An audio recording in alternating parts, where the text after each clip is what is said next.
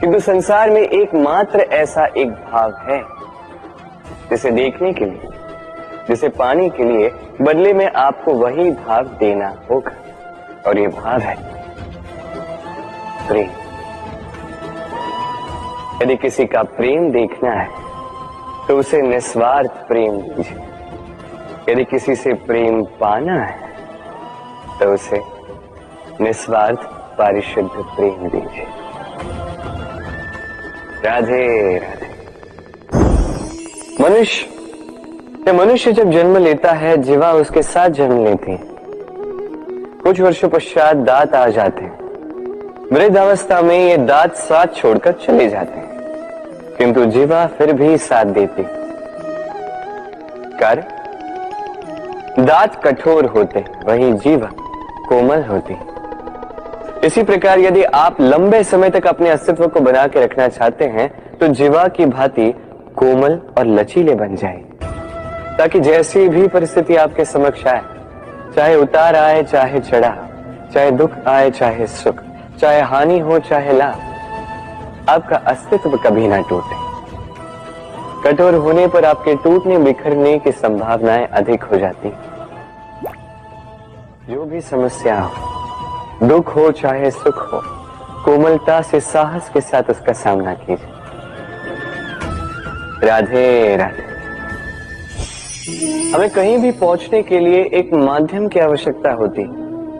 अब कुछ इस माध्यम को मार्ग कहते हैं, कुछ पथ कहते हैं, तो कुछ कहते हैं सड़क। मनुष्य सदैव अपने लक्ष्य तक पहुंचने के लिए इसी मार्ग की खोज में रहता है, किंतु मनुष्य एक बात समझ नहीं पाता कि इस मार्ग में आगे बढ़ने के लिए इस मार्ग को पीछे ढकेलना भी आवश्यक है। यदि ये करने की क्षमता आप में नहीं है तो आपका मार्ग कभी आपको लक्ष्य तक नहीं पहुंचा सकता। दूसरी बात, यदि निरंतर प्रयास आप कर सकते हैं, यदि ये क्षमता आप में है, तो आप जब चाहे जहां चाहे अपना मार्ग स्वयं बना सकते हैं। राधे राधे। मनुष्य को जब सफलता मिलती है तब उसमें जागता है अहंकार, और ऐसे में मनुष्य अक्सर एक बात भूल जाता है, झुकना। सोचता है कि मैं किसी के समक्ष क्यों झुकूं? और ऐसा इसलिए होता है क्योंकि मनुष्य एक महत्वपूर्ण बात भूल जाता है। इस संसार में, इस जीवन में उसने जो भी प्राप्त किया है, झुककर प्राप्त किया। बालपन में चलना सीखा तो इस धरा पर झुककर, गिरकर। बड़ों का आशीष लिया तो झुककर। किसान को फसल काटने के लिए झुकना पड़ता, कुएं से पानी निकालने के लिए पात्र को झुकना पड़ता, भगवान से आशीर्वाद प्राप्त करने के लिए उनके समक्ष झुकना पड़ता है। आंधियों में वृक्ष सुरक्षित कैसे रहते? झुककर। सम्मान कैसे पाया जाता है?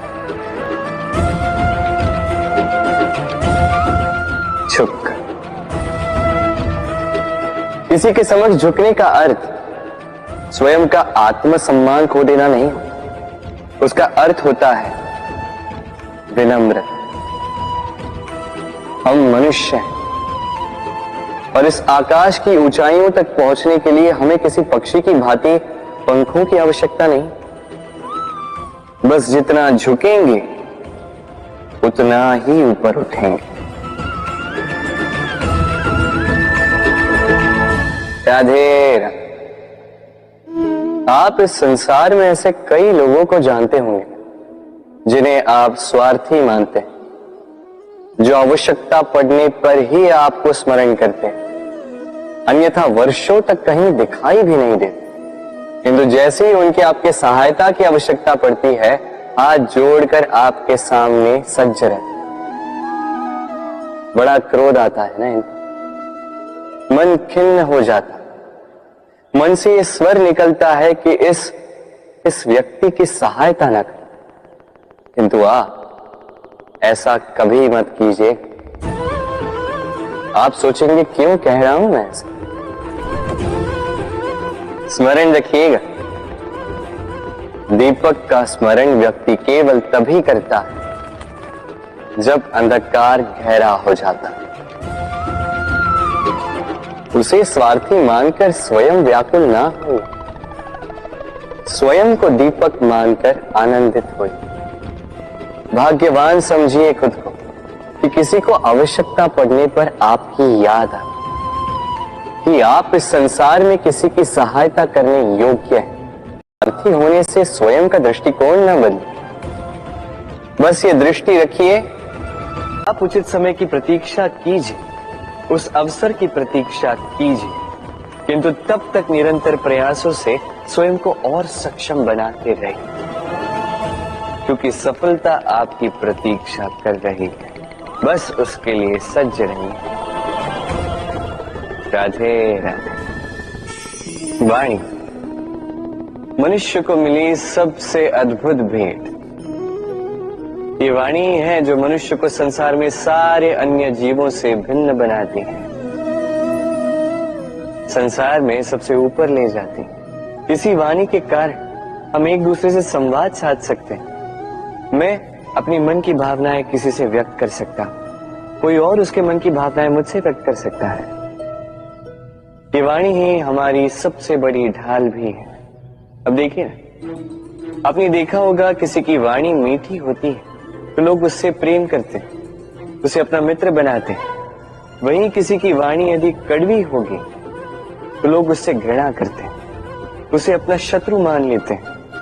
ये वाणी ही है जो भाषा बनकर हमारा इतिहास लिखती है। किंतु क्या हम सच में वाणी के विषय में इतना सोचते हैं जितना हमें सोचना चाहिए? सोचिए, मनुष्य को बोलना सीखने में कितना समय लगता है।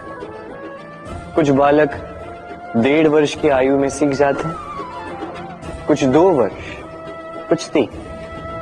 अब मनुष्य 1.5 वर्ष की आयु में बोलना सीख तो जाता है, पर क्या बोलना है ये जीवन भर सीख नहीं पाता। इस पे ध्यान केंद्रित कीजिए, समझने का प्रयास कीजिए कि बोलना क्या है। अपनी वाणी शुभ रखिए, अपनी वाणी मीठी रखिए, और इसी मिठास के साथ मेरे साथ आकर कहिए राधे राधे।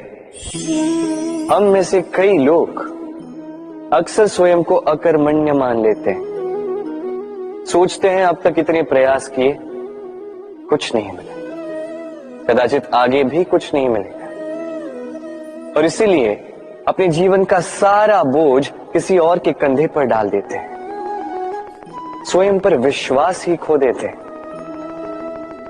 क्यों नहीं समझ पाते ये बात कि जब तक पांव में कांटा नहीं चुभेगा व्यक्ति को ज्ञात कैसे होगा कि आगे नीचे देखकर चलना होगा।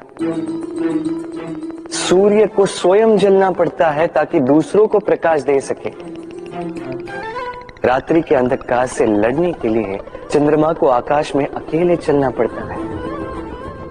नदी अपनी यात्रा कैसे बनाती है, अपना मार्ग कैसे बनाती है? इन चट्टानों से लड़कर बनाती है।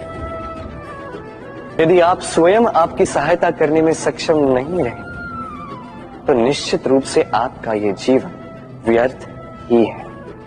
स्मरण रखिएगा, इस संसार में अपने जीवन का भार अपने ही कंधों पर उठाना पड़ता है। दूसरों के कंधों पर केवल शव यात्रा चलती है,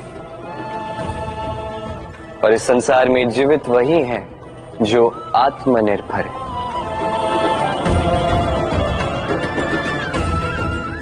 राधे राधे। कभी आपने किसी कुंभकार को देखा है एक पात्र बनाते हुए? पहले गीली मिट्टी रोनता है, फिर उसे मथता है, फिर उसे चाक पर चढ़ाकर एक उचित आकार देता है। यदि आकार ठीक ना हो तो उसे तुरंत ही ठीक कर देता, क्योंकि उसे ज्ञात है एक बार इसे आग पर रख दिया गया, एक बार इसे पका दिया गया, फिर उसके पश्चात उसका आकार नहीं बदला जा सकता। यहां पे छिपी है एक सीख। सारे माता पिताओं के लिए यहां एक सीख है। माता पिता ऐसे ही तो होते हैं, उन्हें अपनी संतान को समय के अनुसार श्रेष्ठ संस्कार देने चाहिए।